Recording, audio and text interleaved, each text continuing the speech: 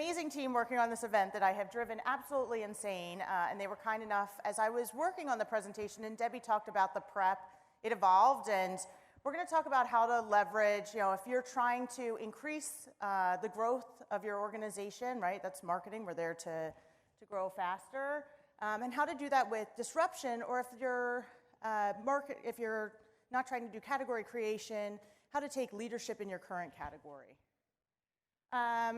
And so this slide, and this is a little hard, we don't have a confidence monitor, so I have to peek back a little bit. But this slide, it talks about creating the category leader. So there's two parts there, creating a category, and then becoming the leader in that category. And so this presentation is going to be about 15 minutes talking about that. As Debbie mentioned, I've been with Marketo. Prior to that, I was with a company called Shunra that was acquired by HP. I was at Aptus, where when I joined, it was about $20 million in revenue. We sold for $1.5 billion. And then most recently, a company called Anaplan, when I joined, it was probably about $125 million in revenue. And right now, market cap is sitting around $7 billion. And so I have lived in very fast growth organizations, and I want to talk about some of the marketing that has to happen to make sure that that growth happens. And so when I talk about category creation, which is just a slice of this presentation, what I'm talking about, though, is, or category disruption, it's when something is done so differently that you're getting exponential results. And you can see brands like Uber and Salesforce there. I actually think Uber is a product that's hard to use. You have to download an app. You have to put in your credit card before you've even tried it. You have to count on somebody showing up. But we all moved to using Uber because they were doing something so different. There's these three things. It was distinct. You understood why it was so different. It's not just a feature, right? That's that comprehensive. It is an entire process. And then it's transformative. It is, you feel like you're getting a big difference. And so it's worth investing in. It's worth learning. And a lot of your products here, even though it may be a B2B brand that isn't as known as Uber, that's what you're trying to do. You have a better way to do something, and you're trying to tell the world about it, and we're going to talk about how you do that. I think another brand, Salesforce, I think that we all know on the B2B side did that well, and we're going to talk about not only how did they create that category, but how did they then become the leader in it. So when you're creating a category, you have to understand what you're doing. And I know that sounds obvious, but I walk up to people all the time. I've done it here at this event where I've asked them, hey, what does your company do? And there's a stumbling. There's where the marketer can't even very quickly convey what it is, or it's not short, right? When you're doing category creation, when you're looking for hyper growth, that hyper growth comes out of other people being able to tell your story. And so you need to be clear around what that story is. You need to understand what those exponential benefits are, why it is worth shifting. Once you kind of define that category, you have to start spreading the word, right? You have to write about it. It is educational. Category creation is my favorite type of marketing because it is not, hey, we're a tiny bit better. It is so transformative, it's so educational that you really get to feel like a teacher, right? It's a really fun type of marketing to do because you're educating, and I think there's a lot of power in that. When you think about purpose, educating people on a new way to do something, even if it's not philanthropic, has huge value. And so I think it brings a lot of purpose to our jobs at marketing as marketers. You have to develop that category. Category creation does not happen overnight. There's a brand that I spend a lot of time with, and they're growing, but it takes a long time, and I can hear them stressed a little bit about how long that's taking. But category creation, it's a lot of repetition. It happens over time. Things that we see as trends, things that we call viral, take a lot of time to have that happen. And so making sure that it is repetitive, that you're continuing on. And it's also not about yourself, that you need to have other influencers, other people talking about it. And so you're going to hear me consistently through this presentation talk about customer advocacy and how important that customer is. And then finally, I have own. And to me, owning is not about just being the leader, but all of the leaders really standing up and highlighting those benefits and continuing to do so that you really change an industry, right? When I joined at Marketo, we were not the first of the space, but brands like Eloqua, Marketo, HubSpot, Pardot, we all saw that there was a better way for marketers, and we just kept repeating it. And ultimately, now everyone has a marketing automation tool, and so you have to think about your products and say, hey, is this something everybody's now using? And if not, you still have more work to do. Yesterday, an amazing marketer, Elle Wolf, talked about brand, and you're going to see that as my next slide. I think we often don't spend enough time in this area. We're so focused on demand because we think it's more quantifiable. When we think about brand, I just read an amazing book. It is not a marketing book.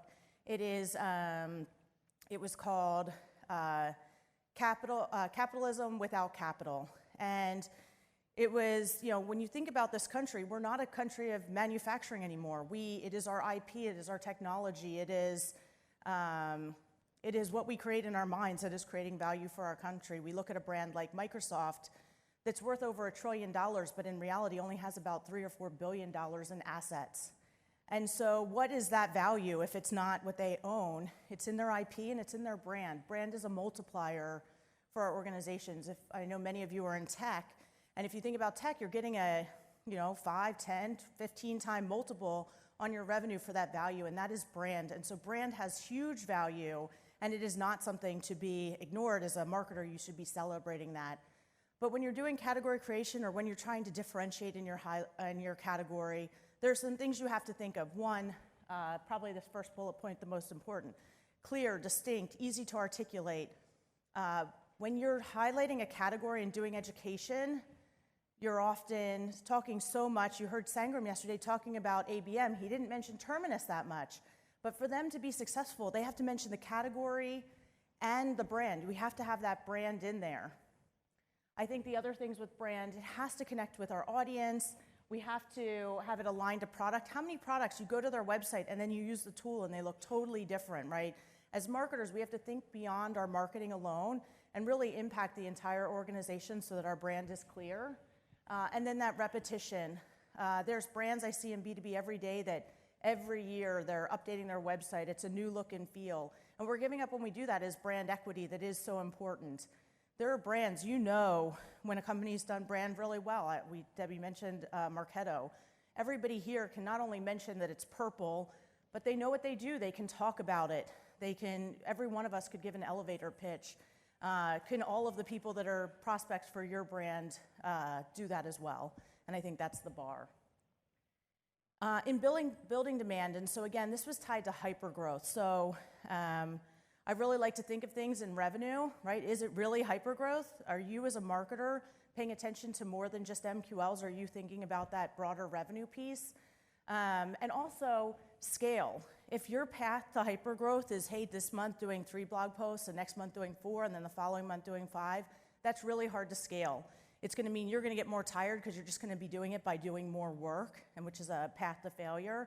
And so you have to really think about what marketing is going to then, hey, you're going to start it, and it's going to continue to grow on its own. It's going to scale. Really, really important part of hypergrowth. A shared approach. So when I think of my job as a CMO, it is not that hard for me to walk into a room of marketers and say, hey, this is what we're going to do today. Every one of those marketers came to work to do great marketing. What is harder is getting the entire company, all of our customers, all of our partners, all of our ecosystem saying and doing the same thing.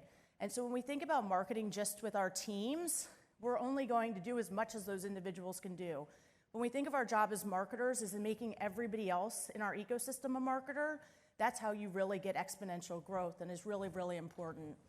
And then metrics-based. Yesterday I was very impressed with a presentation by Sandra Freeman where she talked about what is your superpower. It doesn't matter what part of marketing you're in, it has to be metrics-focused. And I think that was a really great message and I think very critical to being successful in demand. And then, so now you have this fast growth organization. Maybe there's 2 or 3 players that are doing well. How do you become the leader in it? I keep mentioning Marketo. Marketo was not the leader when I joined the company. Eloqua was. They had a big presence. And how was Marketo going to start taking that leadership? It helps to be the first in that market, but it is definitely not the requirement. And a lot of people here are in established markets. How do you take over that leadership? I think there are 4 ways. I know this slide looks very simple, but I think if you can do these things, it is the path to leadership.